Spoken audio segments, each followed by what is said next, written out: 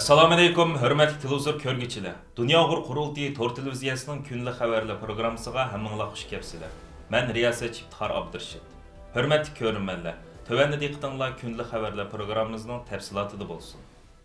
Dünya Uyghur Qurultayının reisi Dolqun Aysa, Qurultay İcraya Komitetining muavin reisi Turg'unjon Alovdin, Qurultay fondining reisi Abdujil Ahmadlardan tarkib topgan Qurultay heyeti 13 aprel kuni tushdan burun Gollandiya Sharq Turkiston tashkilotlari ittifoqining reisi Obul Qasim Hajim va Gollandiya Uyg'ur kishilik huquq va demokratiya fondining reisi Ablat Bekir apandilarning hamrohligida Gollandiya Tashqi ishlar ministrligini ziyorat qilib, Tashqi ishlar ministrligi diniy e'tiqod komiteti, kishilik komiteti va Xitoy ishlar komitetining yuqori darajalik amaldorlari bilan ko'rishib, Uyg'urlar masalasi haqida maxsus suhbat olib bordi. Dolqun Aysa boshchiligidagi Qurultay heyeti bu qutimki ko'rish jarayonida qilgan so'zlarida bu yil 6-oyning oxiri chaqirilgan BDT kishilik huquq komitetining 53-navbatlik yig'inida BDT kishilik huquq komissarligi tarafidan e'lon qilingan Uyg'ur vaziyati haqidagi dokladni maxsus muzokara qo'yish haqidagi qarorning ma'qullanishi uchun Gollandiyaning BDTda va xalqaro sahnalarda tirishchilik ko'rsatishini umid qilganligini ifoda qilish bilan birga Fransiya prezidenti Makronning bu qitimki Xitoy ziyaratidan keyingi so'z bayonlaridan Dunyo Uyg'ur qurultayining qattiq afsusini his qilganligini, Gollandiyaning Yevropa ittifoqining aktiv bir a'zosi bo'lish sifati bilan Xitoyning Yevropa birligini bo'lish va parchalash suiqasdidan hushyor bo'lishi va buning oldini olish uchun jiddiy harakatga o'tish lozimligini bildirishdi. Qurultay heyeti suhbat jarayonida yana Gollandiyada panoh tilab turayotgan Uyg'urlar duch kelayotgan turli qiyinchiliklar, Xitoyning Gollandiyadagi Uyg'urlar qaratgan chegara halqan ziyonkashliklar haqida to'xtalib o'tdi va Gollandiyadagi Uyg'urlarning bo'libmi oila birlashtirish, pasport va guvohnomalarda ism familiyalarining Xitoycha pinyin harflari bilan yezilish jihati jiddiy qiyinchiliklarga uchrayotganligini, shon Gollandiya hukumatining bu jihat Uyg'urlarga qulaylik yaratib berish lozimligini ta'kidlashdi. Dolqun Aysa boshchiligidagi Qurultay heyeti bu qitim Gollandiya ziyorati jarayonida yana 12 aprel kechda Yevropa Ma'rif birligining yangidan setib olgan markaziy ishxonasini ziyorat qilib, iftor faoliyatida Yevropa Ma'rif birligining rahbarlari va Gollandiyada yashayotgan bir qism qarindoshlarimiz bilan suhbat olib borgan va shu kuni yana Gollandiyadagi lager shohidimiz Qalbinur Sidiq xonimning aksi Tursun Sidiqning vafoti munosabati bilan Qalbinur Sidiq xonimning Gollandiyadagi uyini ziyorat qilib ta'ziya bildirgan va marhum Tursun Sidiq apandimning ro'yi uchun Qur'oni Karim o'qishgan edi. 13 aprel kechda Gollandiyadagi ziyoratini oxirlashtirib Germaniyaning Kiolin shahriga yetib kelgan Qurultay heyeti markaziy Kiolin shahridagi Yevropa Milliy ko'rish tashkiloti tomonidan o'tkazilgan zo'r ko'lamli iftor faoliyatiga alayda taklif bilan qatnashdi. Yevropadagi eng chong turk islom tashkiloti hisoblangan va dunyoning har qaysi ellarida 200 mingdan ortiq a'zosi bo'lgan Milliy ko'rish tashkilotining bu qitim iftor faoliyatiga Germaniyadagi musulmon, xristian, katolik, Yahudi qatorliq diniy tashkilotlarning mas'ullari, Turkiyaning Kiolin bosh konsuli va bir qism islom ellarining elchilari, Türkiye Diyanet İşleri Ministerligining vakillari, Turkiyada oldimizgi oyda ilib berilgan umum saylamda parlament a'zoligiga nomzod bo'lgan ba'zi siyosiy arboblar, Yevropa Türk Demokratlar birligini o'z ichiga olgan turk tashkilotlarining mas'ullaridan bo'lib ko'p sonli kishi qatnashdi. Iftor boshlanishidan burun Yevropa Milliy ko'rish tashkilotining raisi Kemal Ergün apandim bilan ayrim ko'rishib suhbat olib borgan Dolqun Aysa apandim boshchiligidagi Qurultay heyeti Dunyo Uyg'ur qurultayi bilan Yevropa Milliy ko'rish tashkiloti o'rtasidagi hamkorlikni yanada kuchaytirish masalasi haqida qisqacha muzokara olib bordi. Dolqun Aysa boshchiligidagi heyet iftor jarayonida yana har soatlarga Uyg'urlarning navbatdagi vaziyati,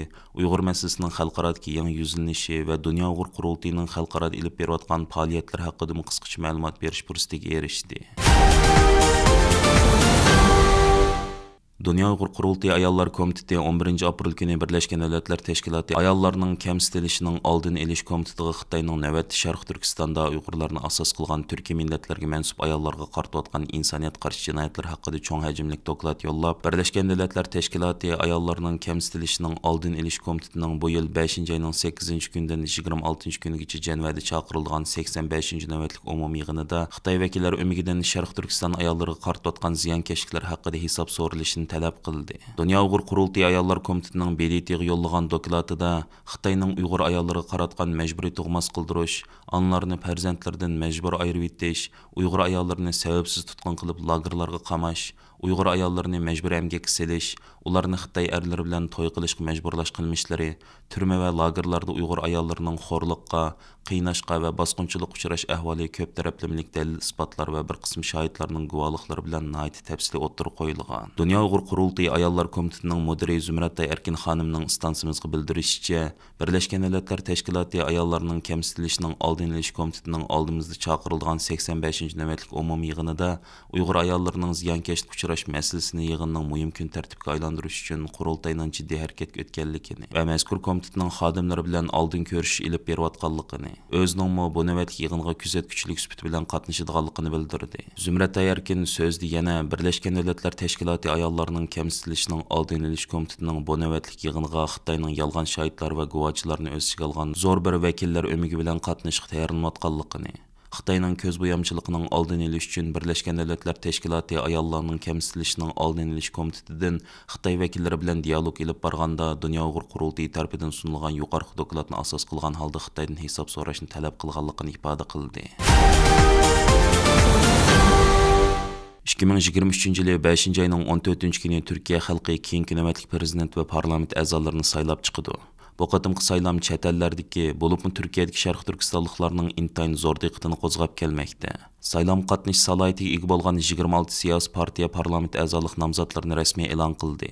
Parlament a'zolari nomzodlar ichida Uyg'ur masalasi ko'ngil bildigan kishilarning ko'pligi Uyg'urlarni söyündirmoqda. Bu qatim Turkiyada o'tkazilgan parlament a'zolari saylami asosan ikki cho'ng ittifoq o'tirisida bo'lgan bo'lib, biri hozir hokimiyat beshidagi Adolat va Taraqqiyot partiyasi va uni qo'llayotgan Milliyetchi harakat partiyasi, Büyük Birlik partiyasi, yenidan Refah partiyasi va Hudapar partiyasidan tarkib topgan Cumhuriyet ittifoqi deb atalgan guruhidir.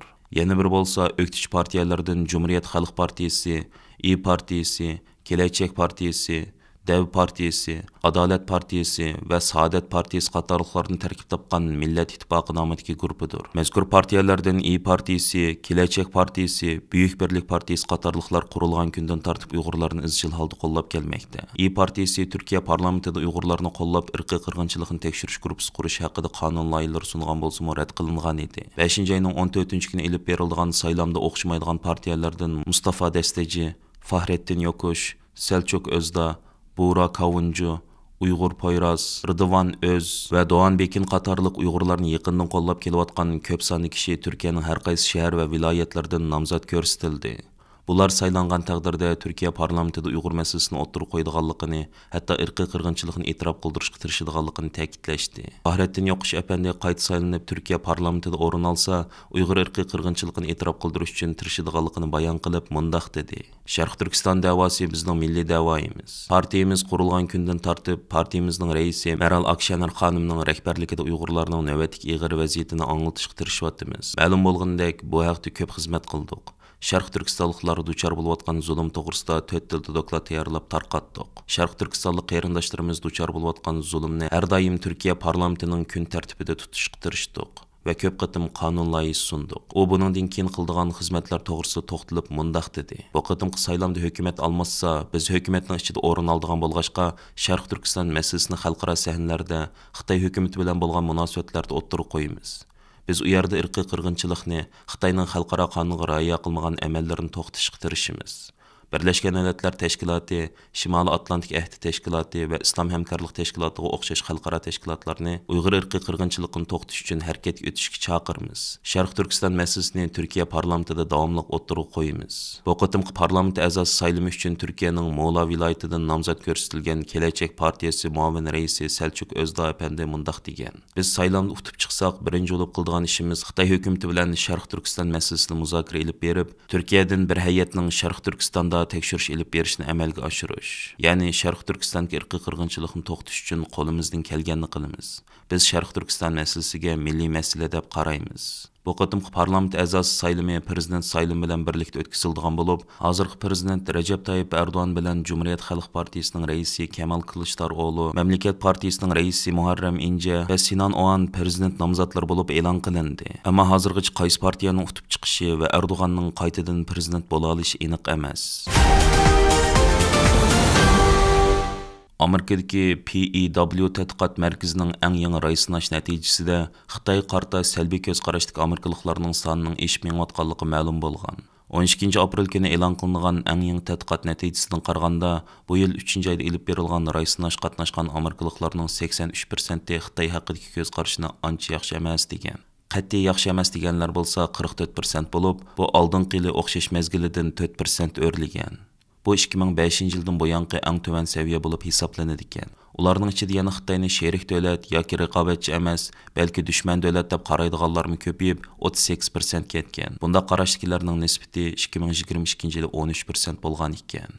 Tekshirish natijasida yana Amerikaliklarda Tayvan bilan Xitoy orasidagi ziddiyatni intayin og'ir masala deb qaraydiganlarning nisbati 47% bo'lib, 10 yildan buyanqi eng yuqori seviyaga yetgan. PEW tadqiqot markazining raisinash natijasidan ayon bo'lishicha, Amerikaliklarning ko'pinchisining Xitoy Kompartiyasining bosh sekretari Shi Jinpingning dunyo masalalarini to'g'ri hal qila oladiganligiga bo'lgan ishonchim to'van ekan. Ularning 4 dan 3 qismi Xitoy, Amerika qatorliq boshqa davlatlarning manfaatini o'ylashmaydi.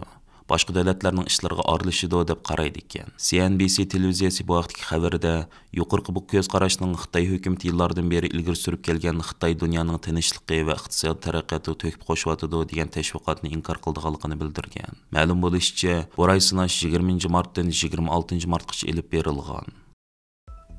Aziz ko'ruvchilar, yuqorida diqqatingizga kunlik xabarlar programmamizning tafsilotini sundik. Kelar qatimliq sonimizgacha ko'rishguncha omon bo'lgaysizlar. Stansiyamizning YouTube kanaliga a'zo bo'lishni unutma. Allohga omonat.